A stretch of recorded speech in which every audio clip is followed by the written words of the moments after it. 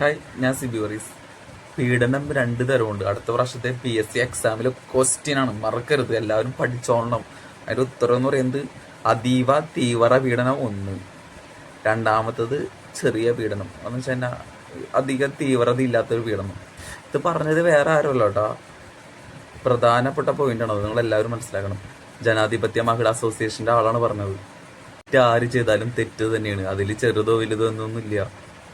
ഈ സ്ഥാനത്തൊക്കെ ഇരിക്കണവരുടെ വായിന്ന് വന്ന വർത്തമാനമാണ് ഇതൊക്കെ. ഇവരൊക്കെ വിദ്യാഭ്യാസം ഇല്ലാത്ത ആൾക്കാരൊക്കെ പിടിച്ച് ചിലപ്പോൾ ഇങ്ങനെയൊക്കെ കൊണ്ട് നിർത്തിക്കാൻ ഇതല്ല ഇതിന്റെ അപ്പുറം ഉണ്ടാവും. ഇവർക്കൊക്കെ വിദ്യാഭ്യാസം ഉണ്ടാവുമോ? ഒരു സാമാന്യ ബോധം, എന്തിനും ഒരു രഹിതമായ സംസാരിക്കാൻ പോലും അറിയാത്ത ആൾക്കാരൊക്കെയാണ് ഇതിന്റെ തലപ്പത്തിരിക്കുന്നത്. പിന്നെ ഇതിന്റെയൊക്കെ തലപ്പത്തിരിക്കുന്നവരോടൊക്കെ ക്വാളിഫിക്കേഷൻ അന്വേഷിക്കാൻ പോയി കഴിഞ്ഞാൽ നമ്മുടെ ഇന്ത്യയിലെ മൊത്തം എല്ലാ ക്വാളിഫിക്കേഷനും, കേരള അടക്കം അതുപോലെ തന്നെ ഇന്ത്യ മൊത്തം നോക്കിക്കഴിഞ്ഞാൽ തന്നെ വിദ്യാഭ്യാസം ഇല്ലാത്ത ആൾക്കാരായിരിക്കും, സാമാന്യ ബോധം വിവരം ഇല്ലാത്ത ആൾക്കാരായിരിക്കും, കൂടുതൽ ആൾക്കാരായിരിക്കും ഇതിൻ്റെയൊക്കെ തലപ്പത്ത്.